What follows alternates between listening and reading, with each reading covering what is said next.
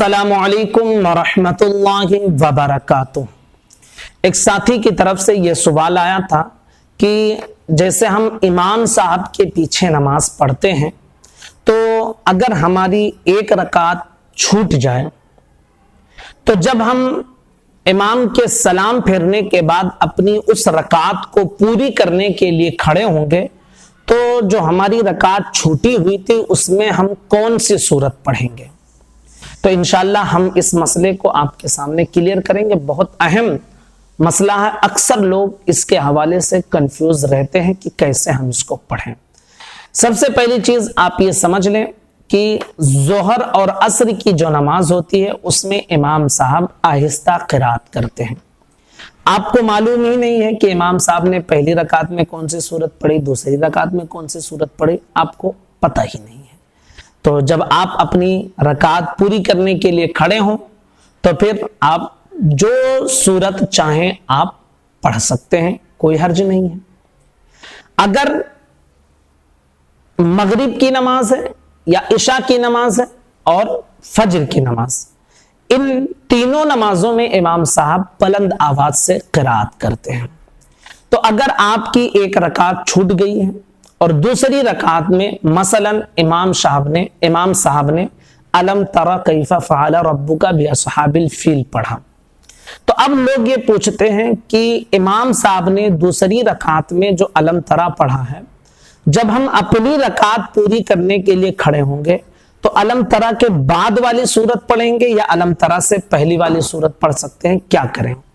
तो एक चीज आप ध्यान में रखें कि जब आप अपनी रकात पूरी करने के लिए खड़े होंगे तो आप जहां से चाहें पढ़ सकते हैं।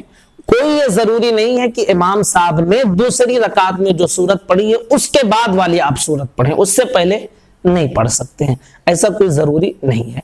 क्यों, इसको भी आप समझ लें। इसलिए कि इमाम साहब जब अपनी क़िरात कर रहे थे तो उनके लिए यह जरूरी था कि कुरान को उल्टा ना पढ़ें, यानी अलम तरा अगर पढ़ रहे हैं तो उसके बाद वाली दूसरी में पढ़ें या उसके बाद वाली उल्टा ना आए।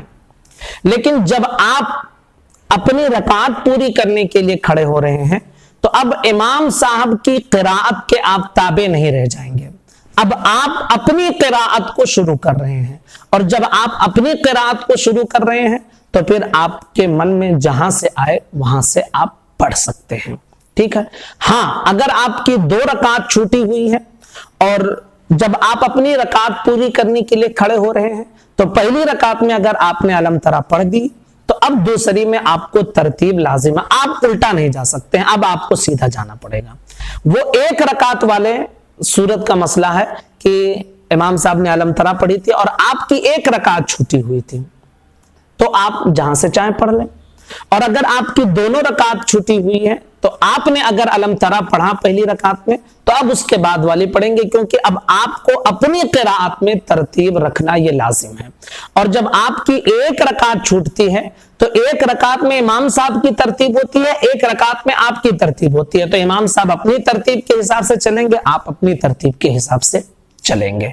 तो उम्मीद करता हूं कि यह मसला आपका क्लियर हो गया होगा। गुजारिश है ध्यान से इसे समझ लें, अपने दोस्तों को भी जरूर शेयर कर दें।